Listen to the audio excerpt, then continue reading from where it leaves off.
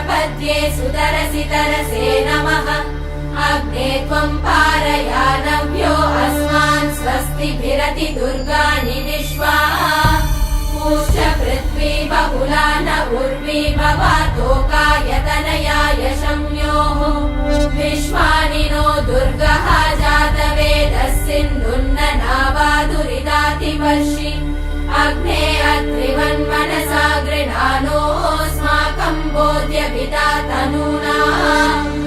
पृतनाजितगुं सहमानमुग्रमग्निगुं भुवेम परमात् सदस्तात् स नः पर्षदति दुर्गाणि विश्वाक्षामद्देवो अतिदुरितात्यग्निः रत्नोषिकमेभ्यो अध्वरेषु सना च होतानव्यश्च सत्सि स्वाञ्चाग्ने तनुवं पिप्रयस्वास्म